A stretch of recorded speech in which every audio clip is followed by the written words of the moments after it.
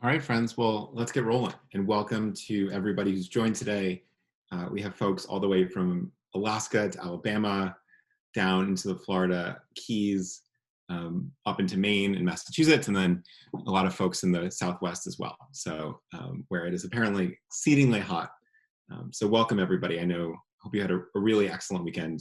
Sounds like some folks are really happy about the result of some certain SEC football teams. Other people are happy to finally have rain out in the Mountain West and in California. It sounds like some of the smoke is lightening up a little bit. And so just best wishes to everybody here. If you're just joining, we'll go for about 45 minutes-ish or so, and we'll do questions at the end. So get yourself comfortable, get some coffee, get some tea. If you need to kick a child, a puppy, a spouse out of the room so you can focus, do that now. If you want to welcome them to join, all of those folks are always welcome as well. So really glad to be here with you today. And we're going to focus on writing effective, thoughtful communications with a particular focus on planned and major giving. So that's if that's what you're looking for, you're in the right place. If not, feel free to hop off now, but excited to share this with you. A quick agenda for today. We'll do some quick introductions. We'll talk about writing one-to-many emails, meaning when it's you writing to dozens or hundreds or thousands, or in some cases millions of people. How do you do that writing? How do you do one-to-one writing? So if you're a major gift officer, if you work with high net worth donors, if you work with planned giving folks, or even stewarding existing planned donors, how do you actually write great emails to just one person, which in many cases will be more important than writing great emails to many people? We'll go through some persuasive writing tips that are true for either folks. You can hear a car alarm go outside, but we'll make do because that's what 2020 is about. And then we'll share some nonprofit writing examples before getting to some next steps in Q&A.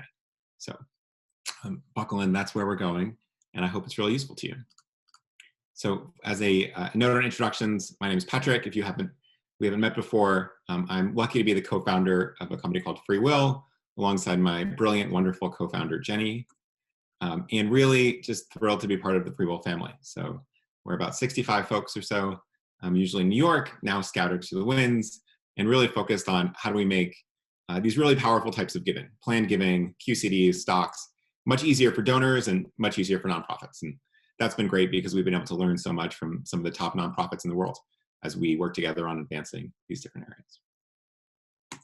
areas. But also before FreeWill and before this, my old life was a presidential ghostwriter. So I used to be a digital writer for President Obama after he was first elected to the White House, and ran what was called the email team there. So about a team of 9 or 10, and we'd routinely email 10 million people on behalf of the president. We've raised hundreds of millions of dollars that way, mostly in small donations. And one of the really interesting things about this is that when you're writing to that many people, you can actually just run experiments. And so we could easily email 10 different versions to 100,000 people each, and then figure out what won and email the remaining 9 million. And so most of your organizations don't necessarily have this capacity because you don't have 10 people writing emails and you don't have 10 million people to send to. You can't really run tests to a couple hundred people at a time. But it allowed us to really uncover a lot of what worked and what didn't. And first, let me just admit that we were wrong all the time when we expected what we expected would happen versus what actually happened. And that was a great learning experience. And so I'm excited to share some of that with you. Also, people always forget how tall Michelle Obama is. So I'm 6'5". Barack is about 6'3" as well. Michelle's in a couple inch heels here, but she's a very tall, elegant woman. All right, so coming back to this, how is your week going? We asked everybody, and some really good science. So this blue curve that you can see, this blue line moving up, that's the happiness line. So we sort of broke 50% in terms of people that are feeling happy for the first time in a while, basically all the way back since May. So that huge jump, really good to see that as well. More people are feeling eager, that's the red line curving up. Also, some people are feeling anxious. I think there's some unknowns around the election. Certainly in parts of the West, climate change continues to be real. And as we're heading into end of year and winter in the Northeast, there's just a lot going on and a lot to think about. Also really nice to see the loneliness trend all the way at the bottom, continuing to trend down. So I hope that this community and your other communities are really pulling together. We also asked people what they're working about, and as you can see, especially once we hit July, that blue line, just hitting my goals. How am I going to figure out how to do this? How am I going to make sure that end of year is a big one, especially if I'm a major gifts officer, an annual giving officer? How do I do my job well in this new context? So hopefully this will be helpful to you, and would love to know if you feel more confident in your goals at the end of another 45 minutes. All right, so why, I mean, you're here, so I don't have to convince you too much that why effective writing matters, but it's one of the more underrated skills professionally and certainly in life as well. But in particular, taking a look at this in the nonprofit world, we're going to talk about sort of one-to-many and then one-to-one emails and why they're so important. So first things first, email messaging drove 16% of online donations in 2019. And this number is just going up every year. So if you think this is important now, it's going to be much more important in 10 years. For every 1,000 fundraising messages, nonprofits get about $45 in donations. That number varies obviously pretty significantly by nonprofit. Better emails, higher open rates, higher response rates equal more dollars raised with exactly the same work. So really, really important here. And effectiveness of messaging overall translates to fundraising dollars. So that's true, particularly on the annual giving side. But when we think about major giving, younger and older donors are moving online, and particularly true with older donors in this pandemic. So older donors right now and older Americans are spending twice as much time online compared to 3 years ago. So you see this significant shift in people spending time with email, reading email, etc. There's also this phenomenon is more pre-shopping, what we call pre-shopping, with mortgages, with cars, with houses, with things like medical diagnoses, where people will spend 2 hours on WebMD before going to the doctor. And that's a huge shift from where we were 10 years ago, where you would just call an expert, you want to meet with someone one-on-one, and you might be totally cold at that point. But now people know a ton before having this conversation. And that will also be true of big donations. So people are corresponding with you or reading even the writing on your website before they're even thinking about having a one-on-one conversation with you. So people will want to read before they speak. And when you think about creating new donors or engaging lapsed donors, or even having a new conversation with someone that might be going from a $1,000 giving level to a $10,000 giving level, almost all of that will start in the written word before transitioning to one-on-one conversations. Now, the one-on-one conversations take much more time, but written word is actually a big point of leverage here. Dennis asks, where are these stats from? Dennis, I'll share the slides after. We have sources on the bottom of a lot of these as well. So there's some big shifts, and I'll share that with you as well. And the same is true of planned and major giving donors. So what we're seeing here is when we talk to donors, they're researching the heck out of organizations before having a one-to-one meeting. They're doing a ton of research on their own around different ways to give before talking to you about it. And that's just different than it was 15 years ago. And oftentimes they'll be looking at websites or they'll be corresponding with you. And that's really key. Even in the one-on-one conversations, you often have a follow-up note that is going to be the difference between getting the gift or things falling off. So when we define good writing, how do we know what it is? It's not just sort of things that are appealing or sound nice to us or that your 8th grade English teacher would approve of. The first thing here to know, and this is all sort of backed up by science and research, is that exceedingly clear writing is tops. So what we mean by clear is easy to understand, can be skimmed from many ways, meaning if you're reading quickly, you still understand what's up.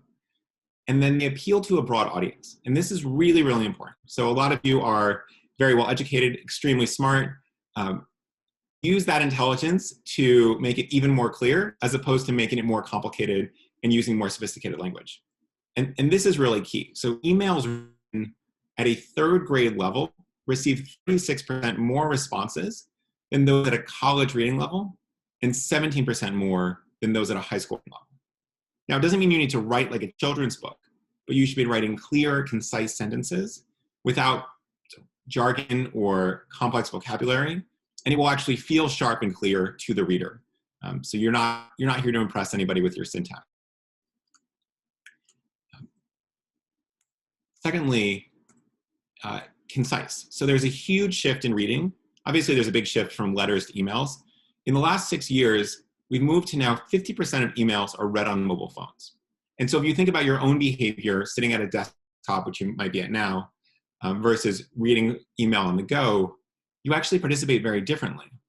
And that shift is happening more and more. And so we're seeing now 50% of emails are all read on mobile phones. This means fewer, stronger words. It means cutting out any unnecessary details. You're on a small screen, it needs to be as clear as possible. And you want to keep it short. So about 50 to 125 words in most cases. And this is going to feel shorter than a lot of what people have been writing. But I want to, we'll share some more data on why short emails work in a moment. And then persuasive. So telling stories of an individual over telling the story of a group increases gifts.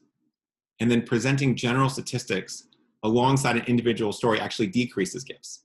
So the more that we can think about one-on-one individuals as opposed to a group, it's actually quite difficult for the human mind to have empathy for a large group of people as opposed to an individual. And you see this in the news, you see this in sort of compelling stories. You never have a great novel that's just about 50 people. People just can't actually get their heads around it. You never have a really searing social justice moment where there's video of dozens of people. It's usually about one story that people can rally behind. And that's true regardless of the cause that you're thinking about. And it uses things like repetition and reasons. We'll get later to why the word because is so powerful, social proof, comparisons, etc. So we'll share more about that in just a moment. This is a study that from the University of Pennsylvania that I really love and wanted to bring to your attention because I think a lot of us sort of take pride in being calm and being measured, and that has its place. But over neutral emails, moderately negative emails receive 13% more responses. So if you're angry, if you're frustrated, you can actually share that, and you'll get more results than if you're just sort of purely flat. Happy emails receive 15% more than neutral. So it doesn't matter what direction you're going in. Something that's more evocative is going to shift me out of this sort of run-of-the-mill basic neutrality. UPenn did some great research here, and so I'll give them credit. All right, so that's basically the framework that we're going to go into. Concise, persuasive, clear. These are the three overarching things. And if you want to put a Post-it on your laptop or on your monitor to say, just remember these three things, that's sort of the mountaintop that we're heading towards. And now we'll talk specifically about how to get there. So just thinking, let's set the frameworks first, and then we'll get through some specific tactics. All right, so on my first day actually working for Obama, I wrote a long email. I was really proud of it. It was great. My boss walked in and said, "This is terrible." And I said, why is it terrible? I put so much time into it. I proofread it. And he said, it's missing a subject line. And that is obviously the most important part of the email. And so many people will spend hours or dozens of minutes writing an email and then dash off a subject line, when actually the subject line are by far the most important words of an email. And so, put yourself, one way to do this is if you have an important email, set a 3-minute timer where you only focus on the subject line, and that will make it much more important. I just had a quick question from Priscilla, by the way. She said, happy emails do better than neutral ones. What about unhappy or crisis tones? Both of those are true. So crisis or frustrated or angry or sad does better than neutral. Happy does better than neutral as well. So both of those, the real takeaway here is the adding of emotion is better than neutrality, regardless of what that emotion is. Okay, so back to subject lines. This is what's called a curiosity gap, and it's a really important mechanism. It's a gap between what we know and what we want to know. So an email should have some signal that it will be delivering value that is likely to be clearly understood by the reader. So you want to pique interest and withhold key information to encourage open rates. And I'll show you about 6 examples in a moment, so you can get a sense of really what this is. This is like pausing at the story of a climactic moment. You want to introduce an idea that might have an unlikely outcome, or offer some surprise or some insight that folks previously have not. But you don't want to overpromise and underdeliver. That's the difference between curiosity gap and clickbait. So if your subject is, this one trick will change your life, and all it is like a different way to get a mortgage rate, that is clickbait. If it's, well, I'll show you some examples in a moment. But if it's, the song we're most proud of this year at the symphony, and then you share that song, that's a totally reasonable, effective, interest-piquing subject line. So a couple of examples here. I'm actually going to pause for like 60 seconds just to have people start brainstorming some of the subject lines that they might use in their own work. So if you're a veterans organization, if you're an environmental organization, if you're a school, if you're a museum, start thinking about something you might use. So we'll pause and we'll share those in the chat in just a moment. But a couple of really good examples from this. So a new trend that we are seeing, and maybe this is sharing about stock giving, maybe it's sharing that a whole bunch of people are coming to this new museum exhibit. So that's something that you say, oh, I want to read that because I want to understand what the new trend is. Thought of you today. Well, why did you think of me today? It's accurate, it's true. Now I'm definitely opening that email to get a sense of why that's true.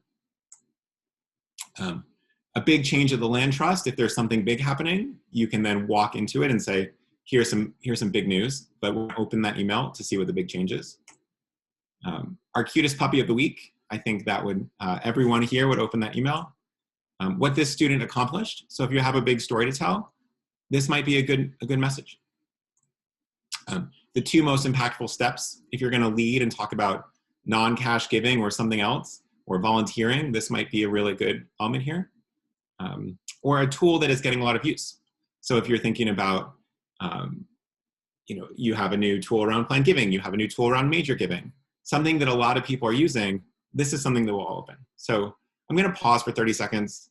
I'm going to have a sip of water. I'm going to let you just come up with one or two. And if you have more than that, pop them all in the chat. But this is really helpful. Just a reminder on the chat functionality, right above where you're going to be typing, it says to, and you have to make sure it says panelists and attendees so that everybody gets to see it.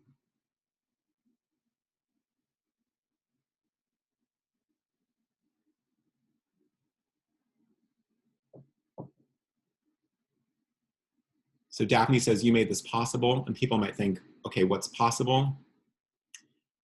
Mike said Jamie thought her life was over, which is obviously emotive and dramatic, and we probably want to know why. Jean says our friend Blank wants you to know this. That's a really exciting one. Also, we're really proud of this. And then you say, okay, what are we proud of?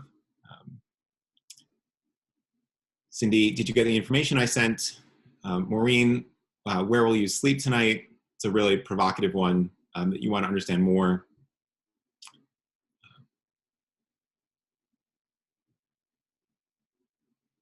Terry said you can impact research today. One thing that might even be, just to put a slight spin on that, you might say this is one of the most powerful ways where you can impact research, or something like that that sort of promises some information, right? The idea is that we're revealing something, the promise of something revealed in the email. Kim says how to leave a legacy of love. Hi, Kim, nice to see you here. Things like that. So here's what people have been saying about us. Back to school look different this year. I really love this. So this is the thing. The test here is, does the subject line promise to reveal something of value to the user if you reread it? So we'll continue, but keep thinking about this. And then maybe the next time you're writing an email, just jot down 3 or 4 subject lines. One thing we think about a lot here is that good options come from, or good outcomes come from having good options. And so maybe your homework here is, next time you're going to send an email that is important, just try to write down 6 or 7 subject lines and actually spend some time thinking about it, and that will get you in the right frame. So really love, I wish I could read out more of these ideas because they're really cool, but we have a lot to cover. So, all right, now that we have the subject line, someone's opened your email, right? A lot of these emails are getting 18, 20% open rates. So if you can double that, suddenly you've doubled the efficacy of your email, and all of you made those subject lines in just a few seconds. So it's not a ton of work. It's just a little bit of extra focus that's going to pretty significantly change the outcomes and help you hit your goals in a pretty clear way. So now someone's opened the email. I want to ask for some quick guesses in the chat as well. So we have some research about this. How long does the average woman spend reading an email before deciding whether or not she wants to continue reading? So question, how long does the average woman spend reading an email before deciding whether to continue to read the rest of it? So put a couple of guesses in the chat. We've got some 5s, some 10s, some 2s, some 3s. Okay, 1.5 from Mike. It's about 7 seconds. And this stat's a little bit old, so if you guessed 5, it may be that we're trending in that direction. So now, what do you think the answer is for men? How many seconds does a man read it before thinking about it? Someone said 0, which might be true. Renee 1, Kelly 2, Marion 3, Ann Baker 1, 2. So about 2 seconds. So you have 2 seconds to grab their attention. Now people will read it if they decide to do it. It's not like they're closing the email, but if they decide it's not worth it, it's over. So think about, we've already put a lot of focus on the subject line. Now we're putting a lot of focus on the first line, and these are sort of true in descending order. You know, it doesn't matter what your 4th paragraph says if you haven't nailed the subject line and the first line of the email. After hooking supporters with your subject line, you have about 8 seconds overall to catch people's attention before they move on, meaning people are making a quick decision, but then you get a chance to really hook them there as well. So what does a good first line look like? It starts with the most important info to your reader, right? You've already sort of set this curiosity gap. Now we're beginning to deliver and keep that going. So an update on your organization, big news about your work, how you are providing value to the reader. What's the case for reading the rest of the email here? So a couple of examples. So we're back and we can't wait to see you, right? We are excited. Let's share what's happening next. There's a huge change underway at the museum, and I thought you might like to know. So I expect that this is going to be of value of you, and I'm about to share it. The class of 2020 are facing 3 big challenges right now. By the way, last night I did spend a lot of time deciding whether the class of 2020 is a singular or plural verb, but we're going to go with plural. And so now we're going to expect, what are these 3 challenges? Or I want to share what Jane Doe did this week, and I hope it makes you really happy. So now I'm going to, if you've already promised that this thing is going to make me happy, I'm going to continue to read them. So we don't have to type them all in the chat because it's a little bit, it'll be a little bit crowded, it'll be longer to write a first one, but maybe just take a few seconds to think, now that whatever subject line you created, what is the first line that you might go with? One other one I really like is just, I'm fired up, right? So what I've signaled is, I have a lot of emotion around this and I'm about to share why. 3 words, really quick, but really helps get you. And I think particularly if you're at an organization that has been traditionally a little bit more sort of elegant, staid, symphonies, museums, prestigious universities, think about introducing this a little bit more. And you'll see some really powerful stuff. I think a lot of times, sort of older institutions tend to be a little bit reserved, and people are passionate about what you do, and we should be introducing more emotion to there as well. Okay, so now we have our first line, we have our subject line. The key thing in fundraising ask is what we call an impact gap. So as you're beginning to structure this, think about the impact gap. The impact gap is what is newly possible with this person's help. So just as an example, first we're going to define the present moment. Right now, our school is working hard to transition online. Okay, so this is sort of where we are. There's a problem, but some students don't have adequate devices to engage. Maybe we don't have enough laptops or tablets, and so there's a challenge here. And then there's a solution, right? If we can get laptops in their hands ASAP, they can still have a productive year.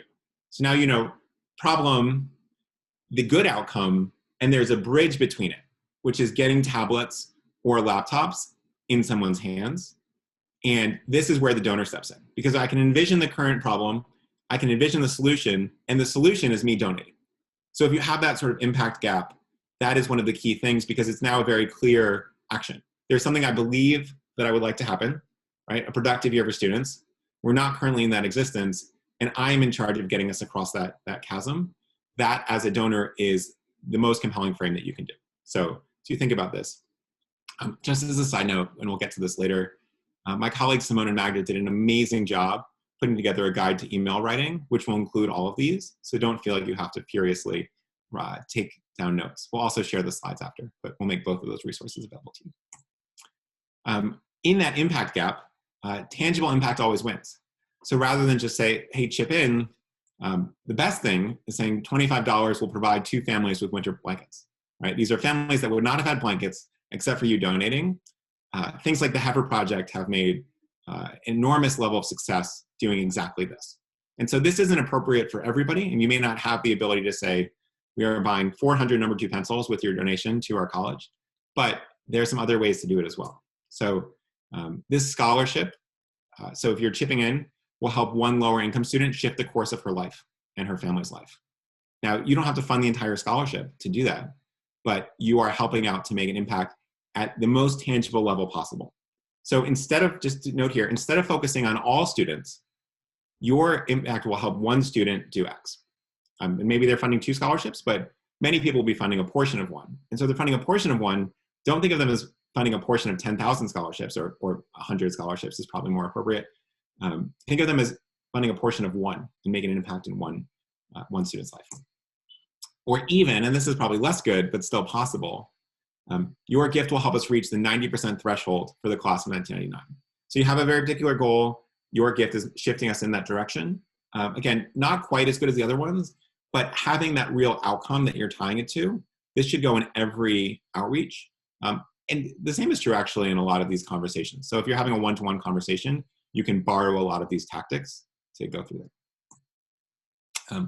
And then we're making a clear ask. I mean, so often what happens is people write a really persuasive email and then never actually ask for money, even though they want people to give. So that has to be clear as well. There are indirect asks. So when you think about that impact gap, you can just link to the solution. So when storytelling or an updates from your organization, you can link to ways to help. The example from what we just did was say, if we can get laptops and tablets in their hands ASAP, and then we're just linking that, and that hyperlinks to a donate page. You can also do direct asks. And there's really 2 ways to do this. If you're just asking for everyday cash, that's really helpful. The other way you can do is think about 3 ways to get involved. If you are in planned giving, this is a really good way to do it. So leading not only with just one type of giving, if that's a bequest or a beneficiary designation or something similar, but instead leaving multiple options, really, really important. But those have to be as clear as possible, each one. And then tone, the conversational tone, this is really important. And it's something that people get wrong in one-to-many emails. People are better on it with one-to-one emails, but it's so, people sort of think these one-to-many emails can be like a speech or a soliloquy.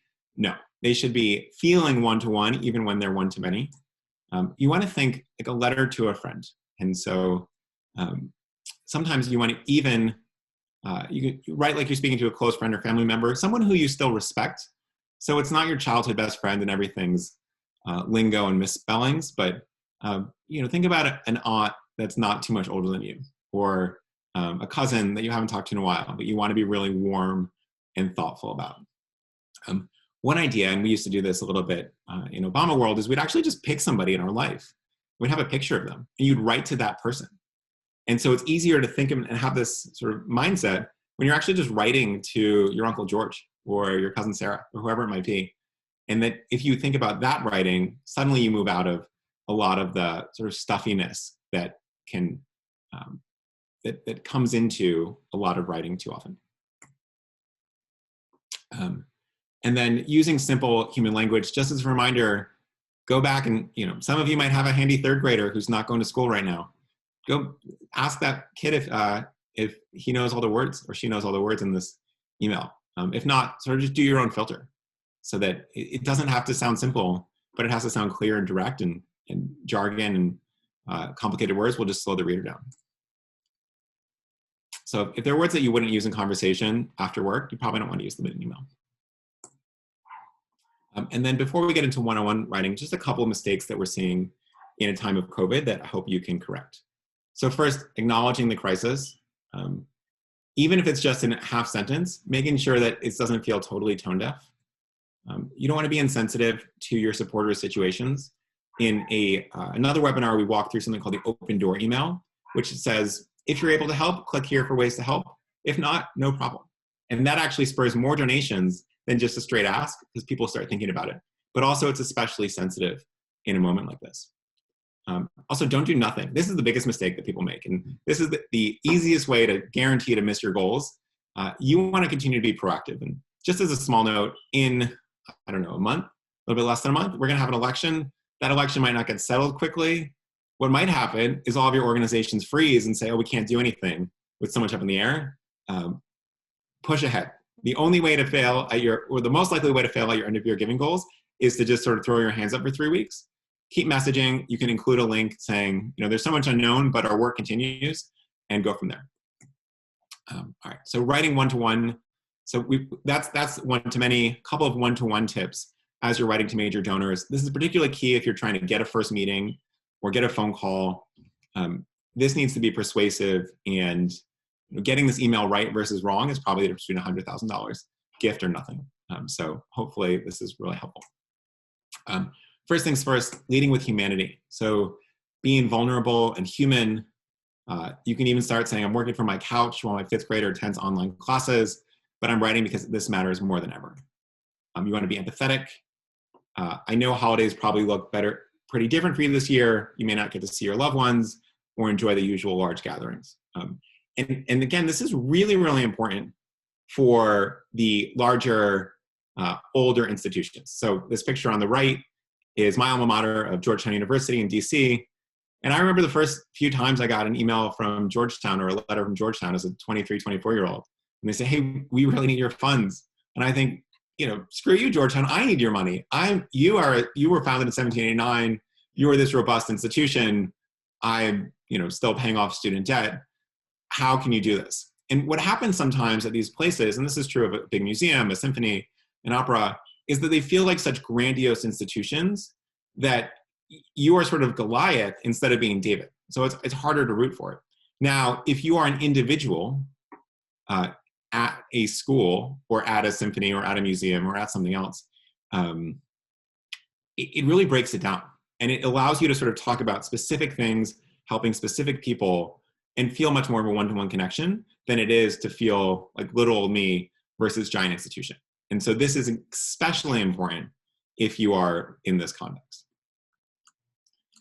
The other thing is that there's just the one key thing here is start looking at your pronouns. So you want to remove the we as much as possible and keep communication personal with an I, unless you're writing for multiple people, in which case you want to say the 2 of us or the 3 of us.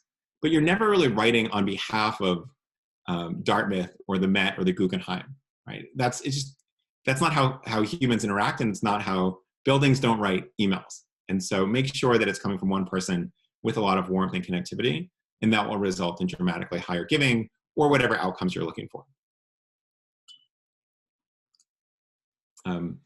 The other big thing here, and this is, a lot of people use this in one-to-many emails, but not one-to-one. Stories about social proof are so, so powerful. People are hungry to learn about their peers and what they're doing. So what this looks like is you don't want to say, you can save up to 80% on taxes through giving stock. What you do want to say is someone in the class above you, also from California, just donated stock and got an almost 80% tax benefit. And I thought you might want to like to learn about that. So the difference here is the more that you can share other people, and then separately, the closer that person is to me, the more powerful it will be. If I say, you can join our next session, which I think is in 2 weeks, on end of year giving around non-cash assets, you might join. Maybe you have a 50% likelihood of joining. But if I say, look, a lot of other major giving officers at organizations that are about your size are joining this because they really want to learn about this, you're probably about a 75% likelihood to choose, right? The difference here is almost 50% in terms of response rates when you see social proof versus just this straight you. Also, the proof that other people are doing it makes it seem more accessible. It's obviously possible if someone just like me did it, and that makes me much more confident and comfortable moving forward. The one thing to watch out for is you don't want to avoid negative social proof. And there's a lot of research around voting on this, but you don't want to say only a fraction of our supporters will respond. Will you be one of them? Right? If there's some research that shows if you say it's going to be a low turnout election, so every vote matters extra, people are actually less likely to vote because they're not seeing a lot of other people participate. The thing that works, just in case you're curious, in voting is a ton of people are going to vote, and it should be really close. If it's both common and still important, that's how you would turn out the most votes. Other topic here, which we talked a little bit about 2 weeks ago, but is so, so important, and it's really, really valuable, is anytime you're introducing something new, know that it's probably going against the existing beliefs of that person, right? People have a pretty fixed mindset that is, for better or worse, tends to be truer among older folks. And so if you can say, you might be surprised to, or did you know, it triggers curiosity and reduces defensiveness because you've already given them permission to not be right the first time. Some supporters are surprised that they can receive more than 50% in tax savings when donating stock, and more than 70% in some cases. Now, other people, remember the social proof, other people like them are already surprised, so it's totally appropriate for them to be surprised as well, as opposed to just not being sophisticated enough, which you could trigger with just a you message and not having that surprise. Victoria says, I got a negative social proof text from the Biden campaign. I actually get those too, and I'm curious. At some point, I'm going to call some folks in the campaign to understand why that is. And for other people, the background is they'll say, very few people will respond to this, but we really need your money. And I'll be curious. I'm sure it's been heavily tested. So we'll see what that is. And Victoria, if I can get any answers for you, I will for next week. But one thing is that these folks are just running experiments all the time. So there should be a lot of good learnings coming out of both the Biden and the Trump campaign, who are doing a lot of experiments. Okay, so this is a fascinating study that I wanted to share. And I hope you use it not only in your fundraising emails, but just generally in your life, because it's so fascinating. So the word because turns out to be insanely powerful. And I want to walk through an example. So when you ask for a favor, a donation, you'll be much more successful when you provide a reason. Let's look at the actual research here. So there's a woman named Professor Ellen Langer. She studied at Harvard and was a professor at Harvard, did some research there, and published a study in 1977. But it's one of these core human behaviors, and so we don't need to update it for every few years as well. And what they did is there's always a line. You guys remember offices, remember copy machines before email, people use copy machines all the time. And there would always be a line. And so what Ellen would do, Professor Langer would do, send a grad student and try to cut the line. And when they said, excuse me, I have 5 pages, may I use the Xerox machine? 60% of 60% of times people would let them jump in front. So that's the baseline, 60% baseline. Now, when they gave a real reason, so excuse me, I have 5 pages, may I use the Xerox machine because I'm in a rush? So they gave a reason that went from 60% to 94%. So 1.5 times as many people said yes to letting this in. Now, that might be somewhat intuitive. A lot of people are in a rush, you want to be accommodating, et cetera. Here's the third part of the study, which is so interesting. There's a fake reason. Excuse me, I have 5 pages, may I use the Xerox machine because I have to make copies. Now, because I have to make copies is so obvious because you're at the copy machine that it shouldn't matter at all. And yet 93% of people said, yes, go ahead. And having any clear reason here is actually incredibly powerful. So whenever you're asking for something, start thinking, how can I add a because to it and make sure that I'm backing it up? And my guess is that at least on this study, you will see 50% higher responses. Right? Can we have a call on Tuesday? Can we have a call on Tuesday because I have some exciting updates this year? Right? Same, you added a few words, basically no time at all, and yet suddenly your response rates will likely go up by 40 or 50%. So a couple of, one of the really important takeaways from this whole session is this doesn't have to be a lot of work, right? We get a little bit better at subject lines. We get a little bit better at first, at the first line. We change some of the stories from just about you to about social proof. We add because when we're asking for things, and suddenly you start compounding and you can have 2-3 times your efficacy with a couple of 30-40% increases adding up. All right, a few more points and then we'll get to Q&A. Personalization really works. So hearing your own name triggers greater brain activity, particularly in the parts of associated with social behavior and long-term memory. There's a right way and a wrong way to do this. Sometimes you'll be at a car dealership or you'll get a sales call and they'll say, Patrick, how are you doing today, Patrick? Patrick, what are you excited about? And it gets a little bit over the top, but dropping someone's name in a few times in your writing instead of you, or even adding you and the spouse will have significantly better impact as well. They also give people a sense of control and reduces information overload. The more in your writing that is familiar to someone, the more willing they will be to act. When you think about this, you always want to address your reader by name if you can. But then go beyond name. And this is especially true in one-to-one sessions. So if they've shared information with you, make sure to write that down. If you know the name of their pet, if you know the name of their spouse, if you know what class year, right? You can always just include class year every time you're corresponding with them. Their favorite piece of art in the museum. All these things that will feel familiar will make this seem less threatening, more exciting, and much more competent to act on whatever you ask for. The other thing, which I'm going to share in a moment more, is sending progress updates for causes they particularly donated to and naming specific dates. Hey, you might not remember this, but on May 3rd, you donated here, and this is the impact it had. We'd love for you to re-up your gift, right? That sort of specificity is incredibly powerful. And when you're writing, you probably are looking at a database already, right? So if you have Razor's Edge or something similar, you know the last time I donated, why not reference that? And having more cohesion there, more personalization, really powerful, and also quite easy. The other thing is using presumptive clothes. So you want to communicate excitement and interest in speaking with them. You want to work under the assumption that you're moving forward in whatever you're asking about. So I can't wait to share more about the benefits of stock gifts with you. You want to give specific options too. This is this is sort of an interesting tactic that works really well. So don't say, or do say, would Thursday or Friday be better for you for a call? Don't say, would you like to schedule a call? Right? So one is presuming that we're doing it, and now we're moving the decision framework, not from yes, no, but to Thursday or Friday. And it's actually much more challenging for someone to say no here as well. So it's called the choice technique, notes sharing. All right, and then as we're closing out, this is one of my favorite things to do in fundraising, and it takes about 90 seconds, and nobody does it. But it's one of the things that will dramatically change the relationship you have with your donors. And so if you have 15 donors, I want you to make a note to do this for each of them in the next month. Those 15 donors, it will probably take you an hour for all 15 donors combined. And it is going to be remarkable the shift you'll have up and end year giving. So do this. You want to note something specific this person has helped to fund in the past.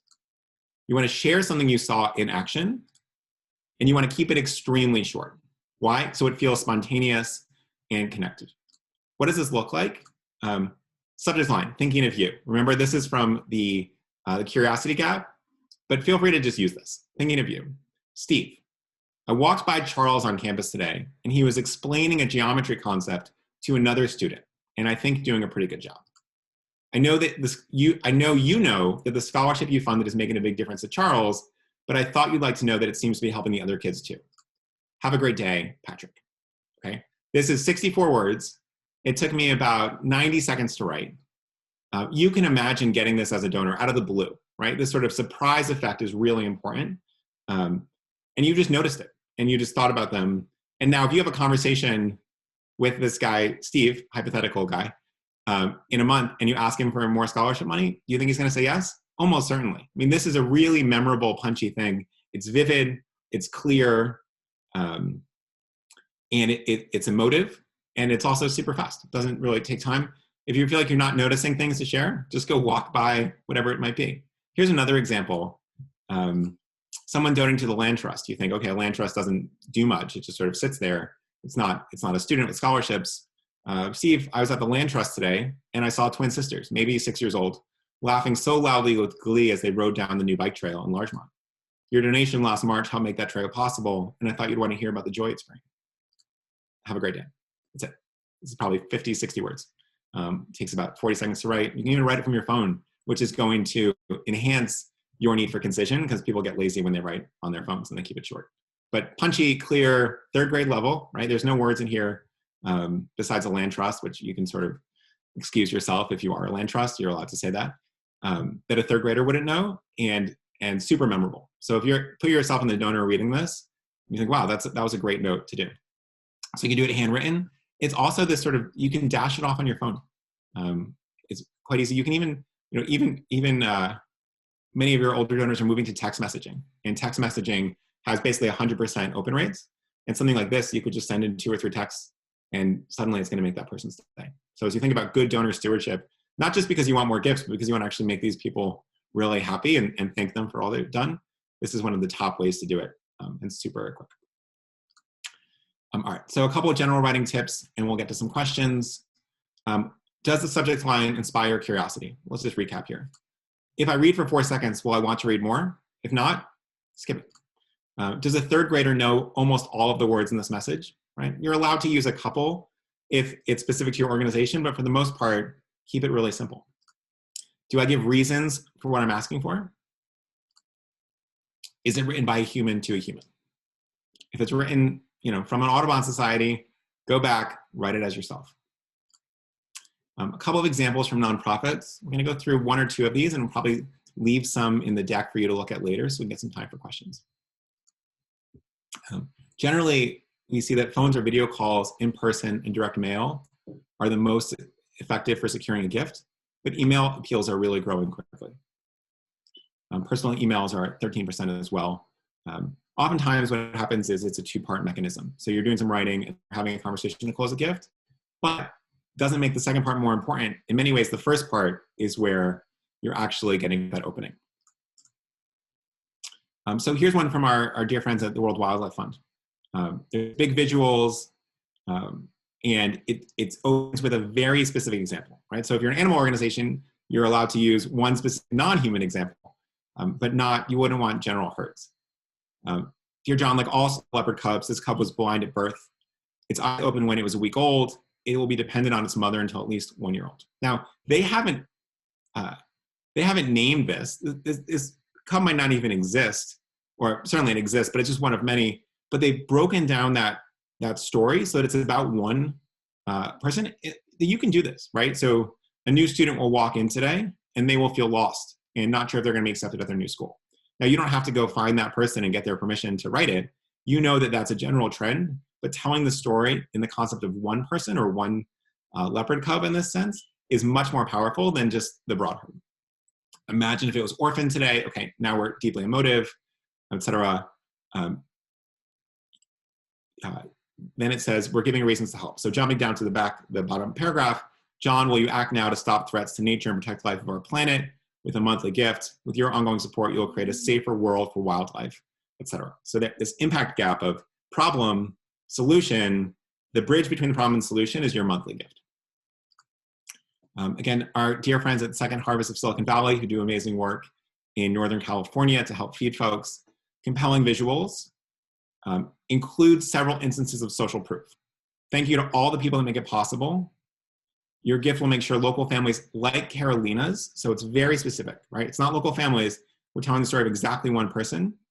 And then even in this PS, which we've shared before about qualified charitable distributions, which are so powerful for older donors, it says you can join fellow Second Harvest of Silicon Valley supporters who do this. It's not saying you can do this. It's saying other people do this, and you can be part of the club. So really, really important. Hi, Laura from WWF. Thanks for sharing that as well. And then Defenders of Wildlife. I guess we're an animal heavy at the moment. Just look at this first paragraph. We're not going to go through everything. It says, we hope you and your loved ones are faring well and taking every precaution to be safe during this challenging time. I understand that times may be tough for you right now, and supporting your favorite causes might not be easy. So, just wildlife can feel distant, right? It almost definitionally is. If it's wildlife, it doesn't live next to you. And yet, we're acknowledging this and still going, why that's important. And so in this case, it acknowledges and says, that's why I want to share a way you can support defenders that will protect what matters without any cost right now. So this is the plan giving ask, where they're leveraging a tool, actually we work with them on, around helping them do their estate planning, and it gives them a bunch of value to the individual as opposed to asking for it, and yet the result will be millions of dollars in new plan gifts from them. So really interesting stuff from defenders. They have some really good writers on the team. Okay, so that is basically a summary. I want to share a couple of resources. First is my friends and colleagues, Magdalena and Simone, did an amazing job creating this guide to how to write effective emails. So just make a note in the survey and we'll send it to you. It's about 9 pages, but super, super clear. Hopefully all the best practices we use in good writing are in the guide itself, and then some examples as well. So my colleague Simone has just dropped a link in the chat. Fill that out and we'll do that. Second note here is that on Thursday, we'll do a full demo of planned and major giving tools. So feel free to do that during your lunch break. You won't have to be too participatory, so you can feel free to bring tea or coffee or wine if it's an off day, and just make a note of the survey as well. But then lastly, I'm so convinced that that getting better at writing is going to make you dramatically better, that I just wanted to send a bunch of people what is my favorite book about writing. So there's this great book called On Writing Well. I think it's at least 35, 40 years old at this point. But it's one of the canonical books on good writing. And so we're just going to send it to 20 people. Wish we could send it to 200, but it's expensive. So feel free to make a note in the chat. And if more than 20 people ask for it, we'll just sort of randomly draw folks and we'll Amazon it to your house. So writing is so important. This is such an important way. And the work that you're doing is so powerful that if we can just sort of chip in. So by the way, some folks are naming this in the chat. It's going to be impossible for us to read that. So make sure you click on a link to the survey. Maybe Simone can pop it back in and fill it out there, please. So really important. So do that in the survey. The chat will be unsuccessful in getting you a book, especially because we don't have your address otherwise as well. So let's do that. And then next steps, at this point, if you have any questions, pop them into the Q&A, and please, please, please fill out the surveys because we really need your feedback and we really need to understand what we can do better, and because it's the best way to both sign up for the book, sign up for the email guide, and if you'd like to join the next session. And then in 2 weeks, we'll take a quick break. We'll talk through how to do non-cash giving for the end of year. We know that's so important. The same people that are going to give you $100 in cash might give you $1,000 in stock. The same people are going to give you $1,000 in stock will give in cash will give you $10,000 in stock, or QCDs or other types of giving, including a lot of plan gifts, which is underutilized at end of year. But this is the moment where you can really grow that endowment. So we'll do that. Let's do, David asked where we can get the link to the survey. We'll post it in again in the chat because there's a lot of people commenting, and so it's easy to get lost. So if we can post that one more time, Simone. And then we'll just do a little bit of questions, probably 4 minutes. So we'll work some of these in. Sorry, we went a little bit long, so we don't get to all these questions, but Tess asks, when telling an individual story, do you include a person or a picture? Tess, if you have one, do it. There's 2 factors here though. If the story is about a student or a leopard cub or a family that you're helping, include the picture. If the story is about a donor and you're using social proof, you want to include the picture when the donor is similar to that person. And so for instance, there's research that shows if you show a 50-year-old, a picture of a 50-year-old, it will increase giving. If you show a 30-year-old a picture of a 50-year-old, it will decrease giving. So if you're just going to call them Sarah or Mark or John or whatever, and you have a large audience, don't include the picture. If you know your donor is this specific person, and you can share, this person also from California, also class of 2000, that will make it much more powerful. So think about that as the lever there. Destiny asks, do single families count as individual stories, or should we focus on one member of the family? You can mention that they're part of the family, but even one person in that family is going to be more powerful. It's just harder to have empathy with a group than with an individual. By the way, what's the maximum number of words for a subject line? A lot of people will suggest about 7. Now, if your words are 10 letters each, it's a little bit shorter, but roughly 7. Now, the reason here is that you want to be able to read the preview of the subject line on a mobile phone. So that's the limiting factor here. And I would say 6 or 7 as a max. If you can do shorter, great. Make sure you have that curiosity gap in there. Any thoughts about preview text? My general sense, Corey, is that preview text, by the way, is sort of small snippets you can see on the subject line, is that most people aren't looking at it. They're looking at the subject line.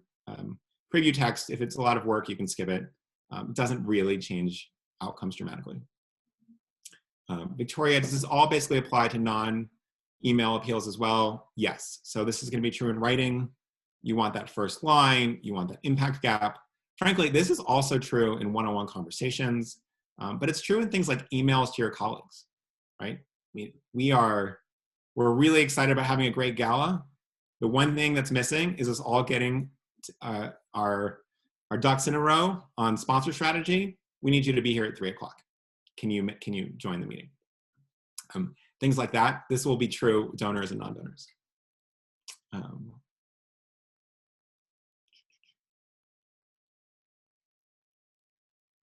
Michelle asks, can the thinking of you note be an email, or should it be handwritten or emailed? Sorry, or handwritten and mailed? Michelle, I'm a huge proponent of the value of handwritten notes. It can definitely be emailed or even texted. And the reason here is, sure, all things considered, might a handwritten note be better? Yes, but getting something out of the blue is really powerful. It makes it seem even more spontaneous. And frankly, you are not going to send as many handwritten notes as you are emails. And so if you are willing to write 2 of these a week to everyone in your portfolio, and you're going to handwrite all of them, great. But you probably aren't going to do that.